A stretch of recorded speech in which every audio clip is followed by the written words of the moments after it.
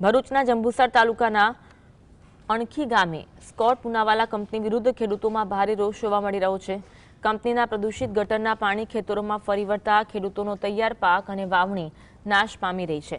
પીડિત ખેડૂતોનો આક્ષેપ છે કે વારંવાર તંત્ર અને પ્રદૂષણ નિયંત્રણ બોર્ડને રજૂઆત કરવા છતાં કોઈ ઉકેલ આવ્યો નથી।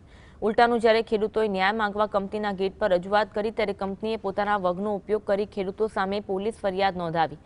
એક તરફ આર્થિક નુકસાન અને બીજી તરફ કાયદાકીય કનડગતથી ખેડૂતો લાચાર બન્યા। પ્રદૂષણ ફેલાવતી આ કંપની સામે તંત્ર ક્યારે કડક કાર્યવાહી કરશે તે હવે મોટો પ્રશ્ન છે।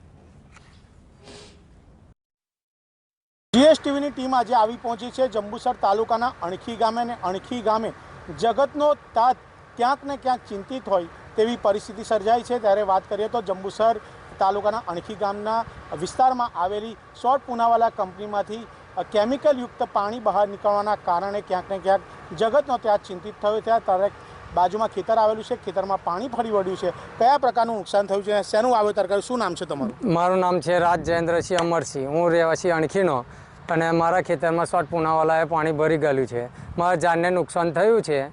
કેટલા દિવસ પહેલાં વાવેતર કર્યું જારનું? મેં 3-4 દાડા થયા વાવેતર કર્યું। અને આ જારનું વાવેતર કર્યું એ પહેલાં શેનો પાક કર્યો હતો?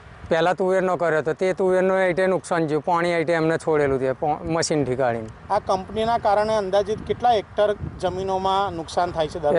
દર વર્ષે એટલે 100 એકરને એટલે પાણી એટલે ભરી ગયા લેવાયા, એટલે 100 એકરની જમીન એટલે નુકસાન જાય છે। આ બાબતે સરકાર પાસે આપની શું અપેક્ષા છે?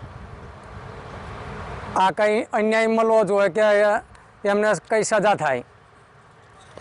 જેમ જણાવ્યું કે જંબુસર તાલુકાના અણખી ગામમાં આવેલી આ શોર્ટ કેસા કંપની જેનું કેમિકલયુક્ત પાણી છોડવાના કારણે ક્યાંક ને ક્યાંક જગતના તાતને ચિંતામાં કરાઈ છે। ત્યારે બીજા એક ખેડૂત જોડાયા છે, એમને પૂછવાનો પ્રયત્ન કરીશું કયા પ્રકારનું નુકસાની થઈ છે અને શું નુકસાનીમાં વળતર માટે કઈ પ્રકારની આપે લડત લડી છે?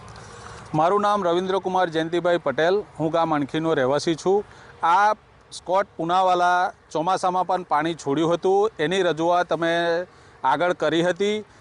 નાયબ કલેક્ટર, મામલતદાર સાહેબ સ્થળ મુલાકાત પણ લીધી હતી।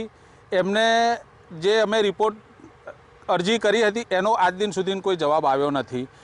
તે જવાબ આવ્યો નથી પણ છતાં આજે ફરીવાર સ્કોટ પૂનાવાલાએ આ ખેતરમાં પાણી છોડેલ છે, તો શું અમારે આવો અન્યાય સહન કરતો રહેશે ખેડૂત? આ બાબતે તમે જે રજૂઆત કરી હતી તેને લઈને કોઈ અધિકારીઓએ પગલાં લીધા હોય એમ?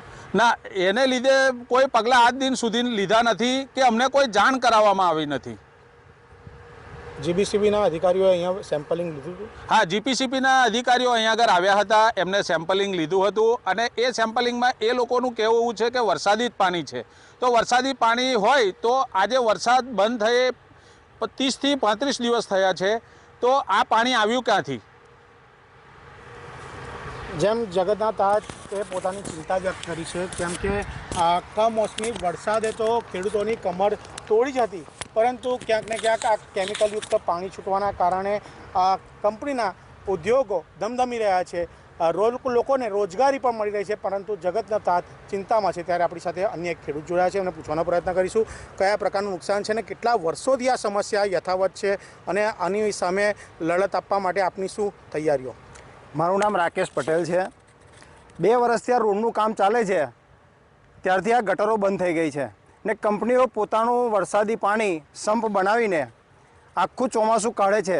ત્યાં આજુબાજુની 100 એકર જમીનમાં પાણી ભરાઈ જાય છે, તો ખેડૂતોને કોઈ પાક લેવાનો મોકો મળતો નથી।